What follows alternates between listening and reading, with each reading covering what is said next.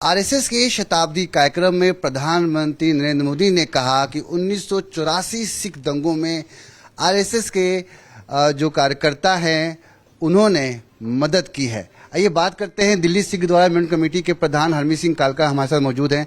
Sir, किस तरीके से देखते हैं जब आज शताब्दी कार्यक्रम था और प्रधानमंत्री ने खुद कहा कि जब 84 दंगे हुए थे तो सिखों की मदद करने के लिए संघ के कार्यकर्ता सबसे आगे थे। देखो, मैं इसके बारे में तो नहीं बोल सकता क्लैरिटी से कि पीएम साहब के मंशा क्या है, उन्होंने किस नजरिए से इस मदद को देखा है। हाँ, ये बात जरूर है कि जब दिल्ली के अंदर नरसंहार हो रहा था वहां पर कई हिंदू परिवारों ने सिखों की मदद जरूर की और वो परिवार किसी भी पार्टी से बिलोंग नहीं करते थे, किसी भी संस्था से बिलोंग नहीं करते थे, ये सबको पता है। वो एक मानवता के लिए और भाईचारे में इस समाज में रहते हुए इकट्ठे जो है वो लोग रहते हैं और ये सब चीजें हमसे बढ़िया बेहतर तरीके से कोई नहीं बता सकता क्योंकि हमने इसको अपने ऊपर हंडाया।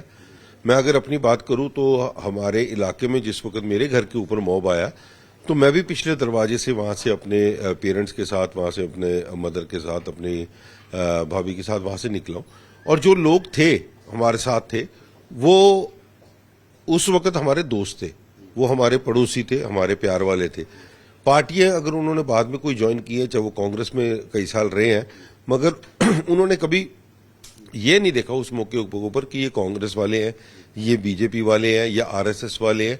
वहां पर जब नरसंहार हो रहा था तो वो सिर्फ सिखों के अगेंस्ट हो रहा था और जो सिखों का साथ प्यार रखने वाले थे उन्होंने उसको बचाया। सो मैं इसके बारे में ये नहीं कह सकता जी कि पर्टिकुलरली आरएसएस ने बचाया या पर्टिकुलरली किसी यूनिट संस्था के लोगों ने बचाया, मगर लोगों की जो इस वक्त सिखों की भावनाएं ऐसी हो चुकी हैं कि सिख जो कहता है कि हमें आज इंसाफ मिलते मिलते 40 साल हो गए और वो जो 40 साल में इंसाफ नहीं मिल पाया तो वो सरकारें कोई भी रही हो, लोगों के बीच में अभी रिसेंटमेंट आ रही है। मोदी जी के आने के बाद हमें पूरी उम्मीदें थी, जैसे सज्जन कुमार अंदर हुआ ऐसे टैटलर भी होगा और भी इंसाफ मिलेगा। सो काफी उनके बाद आने के बाद राहत जरूर मिली है, सिखों को मरहम जरूर लगी है, मगर अभी लड़ाई बहुत लंबी है। सवाल ये भी किया, प्रधानमंत्री ने ये कहा कि जब सिख त्राही माम करते हुए भाग रहे थे तो शरण दी है तमाम संघियों ने, आरएसएस करने वाले कार्यकर्ताओं ने अपने घर में शरण दी।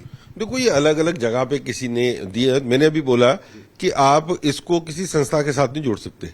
कोई आरएसएस में अलग ये टीचिंग नहीं दी जा रही है कि ये हम कहीं पर भी ऐसे हो तो हमने इस कम्युनिटी को सेव करना है या नहीं करना। जो मेरे पड़ोस में कोई रह रहा है, अगर वो संघ में जाता है, आरएसएस का वो है और उसने उस मोहल्ले के लोगों को अगर बचाया है तो उसने एज ए आरएसएस की ड्यूटी नहीं निभाई है, उसने मानवता की ड्यूटी निभाई है।